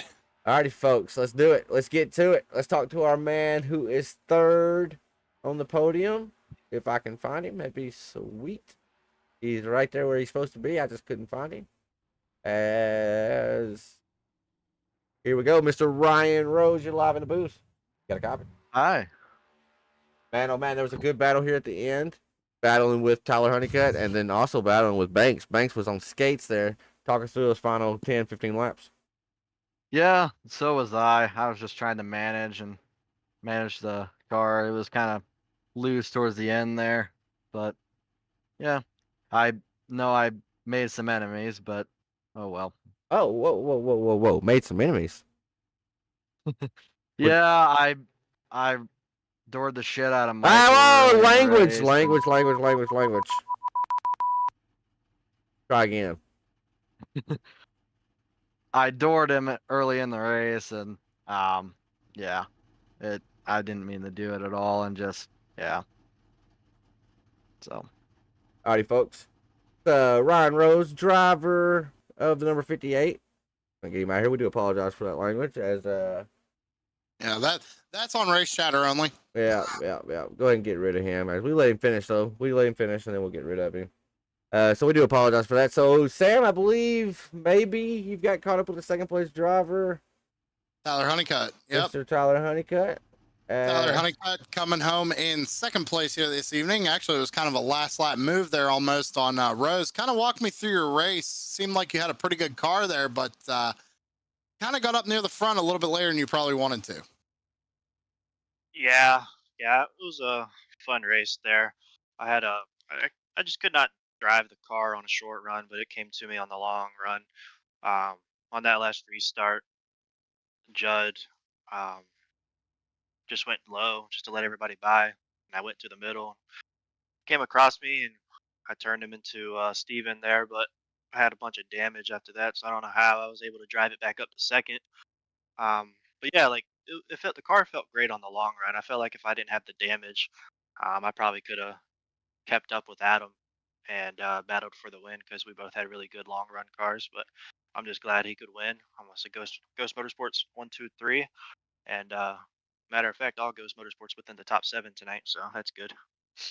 Well, hey, you put on a good show here tonight. You come home in second place. Who you got to thank on the number 20 here this evening? Yeah, just everybody at Ghost Motorsports. Everybody that raced tonight, Adam, Michael, and Steven.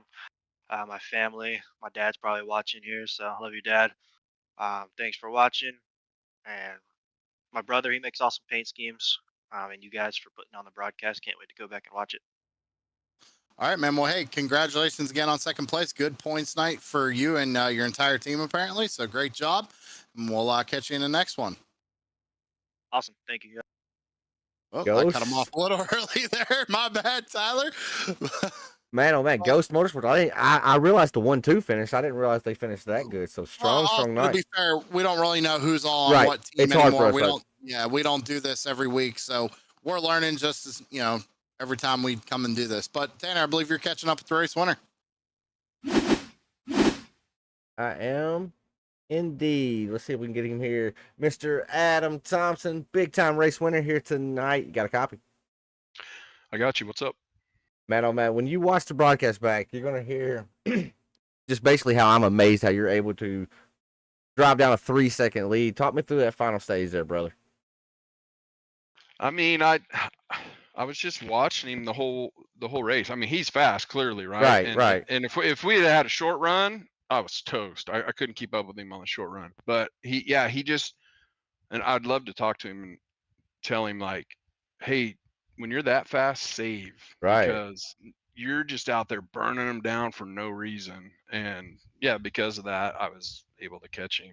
But yeah, that's what it is.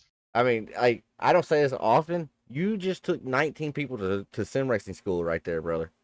Like, that was very, very impressive. So shout out to you for that. Yeah, man, I don't even know where else to even go from that, because it was pretty cool to watch how you was able to drive him down. So Adam, you haven't done all the races this season, but you came into the night 14th in the points. Are you going to be racing in the playoffs when they come up in, I believe, 3 weeks?